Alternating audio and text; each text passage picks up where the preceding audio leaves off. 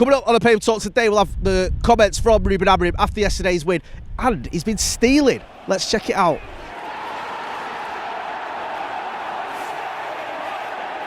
Jay here for Stretford Paddock. This is the Paper Talk. As you can see, I'm outside Old Trafford and it's a bit cold and it's spitting a little bit. It's spitting. Get him in, it's spitting. Loads of stories to get through. Before we do so, make sure you are hitting like, share and subscribe. I think the next milestone we want to get to is 850,000 subscribers, and with your support we can get there. A lot of the stories this morning focusing on United's win over Crystal Palace at Selhurst Park, a much needed win for Manchester United and Ruben Amorim, especially after last Monday's debacle here against 10-man Everton. United bouncing back with a win against a good Palace side. Now, I know a lot will be made of the fact that Palace played on Thursday night against Strasbourg. They looked a little bit fatigued. Ruben Amorim himself admitted that. He said he could see that the Palace players were getting tired. We also heard Oliver Glasner criticising the powers that be at Crystal Palace for not going bigger in the transfer market in the summer. So he wasn't too happy, but you can't take anything away from Manchester United. It was a good win against a good side, and United were good value for it. Now, a big part of that win, well, you could say it was down to, was set pieces. Manchester United now, I think, joint top of the amount of goals scored from set pieces in the Premier League with 10. The joint top with Arsenal, who love a set piece goal, don't they? And Ruben Amorim admits that it's because they've been stealing tactics or stealing ideas from other clubs or other teams in the Premier League. He mentioned the fact that in the Premier League there are a lot of set piece goals, and he's been saying we've been stealing ideas from other teams as well. And listen, I don't care where the ideas come from. If they're effective, then that's what you want to see. You want to see Manchester United doing things that get us goals. Yes, in an ideal world it'd be better to score more goals from open play. I think we can still improve on that front, but we are making the use of set pieces. And me and Joe were speaking about this in the review yesterday.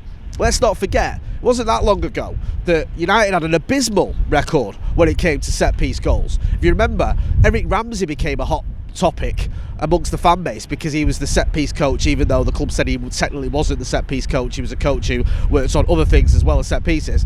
But because we hadn't scored, everyone was blaming him. And it was sort of this running joke of United never score from corners or free kicks or set-pieces, where it's been a lot different this time round. United utilising that, and hopefully that can continue and we can add more goals from open play, because we need to start building, or we need to build on that result and that performance at Crystal Palace, especially that second half. I thought it was much better. Ruben Amorim mentioned about intensity, and again we were talking about this yesterday on the watch along and on the post-match reviews as well. We could go in about the tactics and the system, and that has been another hot topic at United for a long time. Ever since Ruben Amorim has come in, there's been a massive discussion about his formation, about his tactics and about his system. And especially when you look at the amount of games we've lost, the amount of times it hasn't worked, people are going to question it, and I get that. People will question it after Monday night, but a lot of the time the problem has been at Manchester United, not just the system, you can discuss that, but just the lack of intensity, the lack of energy, the lack of effort at times, being second best. And that doesn't just come from your tactics, that comes from effort. And I think that's something that United needs to improve on. And we did improve on it yesterday at Selhurst Park. And you saw that, especially in that second half. As the game wore on, yes, you can look at Crystal Palace having a little bit of a tail off, but United were getting in the Crystal Palace players' faces, were pressing hard, were really going for it, and it showed. I don't often watch Match of the Day, because usually it's bad news for Manchester United, but I was watching it yesterday, and they made some good points about the fact that in that first half, Palace players had a lot of space on the ball. Second half, they didn't have that space. United players were getting at him, pressing, and it showed. And United had a lot of joy because of that. And I think that's something that we need to improve on. One of the biggest bugbears I had on Monday night in that game against Everton was there was a lack of urgency, there was a lack of intensity. You thought United were 3-0 up when we were 1-0 down, chasing the game. You wouldn't have guessed that. You wouldn't have guessed that we had one-man advantage as well for the majority of that game too. It just felt like just a proper lethargic performance, and I didn't get it. I didn't understand why, when you've had this international break, United didn't have more energy and weren't more up for it. Well, we certainly saw more energy and more intensity against Crystal Palace, and we need to keep going now. We've got a run of fixtures that are winnable. Palace away was the most difficult game. Ironically, Everton at home, especially when that's 10 men, is probably the easiest, but we have got some fixtures now where you look at least on paper, and I know that doesn't tell the full story because we've had that before, haven't we? We've got on paper this looks easier, and then we've lost. But on paper, there's some fixtures coming up now where United could take advantage of this. We're right in that mix, in that top sort of 5 mix now, where we can kick on if we get the wins. If we get the wins, we can be in that conversation. That's where Manchester United can be. The Premier League's very strange this season. It's not very often you get a season like this where almost any team is capable of beating anyone else, where teams are sort of dropping points left, right and centre. Even some of the usual suspects, teams that you think, well, they're going to be sort of running away with it, they're going to be flying, do drop points and do look vulnerable. So I think United needs to crack on and take advantage of it. And I know it's going to be hard because we've got the AFCON coming up. We're going to lose Brian Mbeumo, we're going to lose Amad Diallo, we're going to lose Nusayr Mazraoui. But even with those players missing, and the fact we don't know how long Benjamin Sesko's going to be out for, there's still this opportunity, there's still the chance that Manchester United can kick on, can push forward, and can at least get in that conversation for Champions League football. That's where Manchester United should be. That should be the bare minimum at this club, really. And I know expectations have been lowered because we finished 15th last season, and people are going, oh, well, you know, and I've been guilty of it. If we get European football, that in itself will be an improvement, and it will be. I'm not going to be, you know, it's not the end of the world if we end up with European football, but realistically, Manchester United should be challenging for the Champions League spaces, and that's what the club should be aiming for, and I think we've got the opportunity to do that. Now, in terms of transfers, because January transfer window isn't a million miles away, the Conor Gallagher rumours continue to circulate. I've seen this in a few outlets this morning, still doing the rounds about Conor Gallagher could be available for 26 million quid. Could Manchester United go for him? We'll have to wait and see.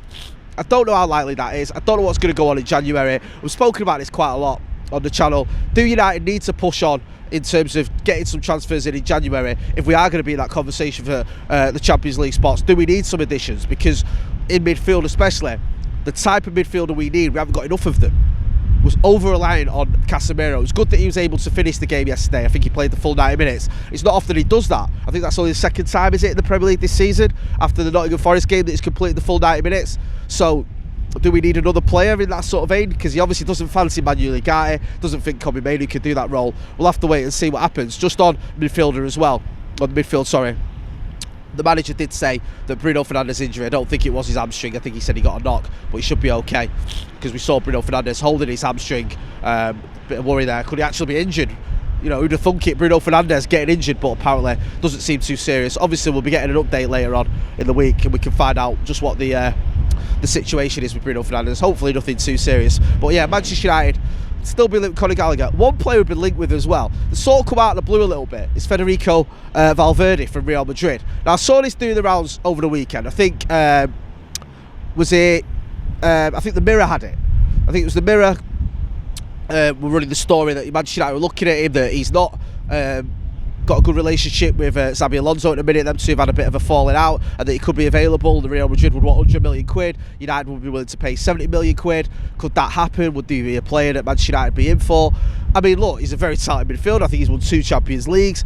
No doubt he could come into Manchester United and do a job. Is he a realistic target? I don't think so, if I'm being honest. He's 27, which, you know, United bought Nusayr Mazraoui when he was 27 under Ineos. I know Ineos have this sort of ethos, as far as I know. They go for younger players, but a player of that quality, you'd pay, you'd get him regardless of the fact he's 27. It's not like he's that old. Is he going to come to Manchester United? Maybe if we had Champions League football, we could tempt him. Maybe that could be something where you go, look, come and play. United are a big club, one of the biggest in the world, just like Real Madrid. It's not beyond the realms of possibility that players come from Real Madrid to Manchester United. Casemiro did it. Rafael Varane did it. It can happen. However, I do think you need Champions League football. I don't know if this is a real story, if I'm being honest. And what put me off it as well is I saw the BBC were running it as well this morning in their news roundup, and they had it from Fihages.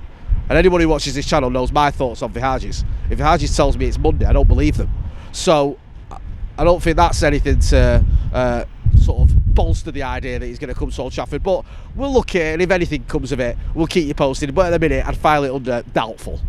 Another story doing the rounds as well is that Marcus Rashford could end up at PSG. I think the Express and 1 or 2 other papers running that story. That story's been going since about 2019, hasn't it? So we'll just put a pin in that one for now, but keep an eye on it in case it ever develops into something more than just paper talk. Going to be back later on with the Paddock podcast. Don't forget as well, if you want to check out more of the reviews yesterday after United's win, you've got Andy Tate, you've got Stephen Houser, you've got me and Joe as well. You can go and check out those reviews even. And we have got merch available at the Stretford Paddock store. Go and have a look. There's a link in the description and in the pinned comment. We've got a load of merchandise available. Christmas is here. If you get your orders in now, you can get them delivered in time for Christmas, but you have to get them in this week. So go and check out the links there. I'm J Martin. This has been the Paper Talk outside. A bit cold, Old Trafford. Thanks for watching.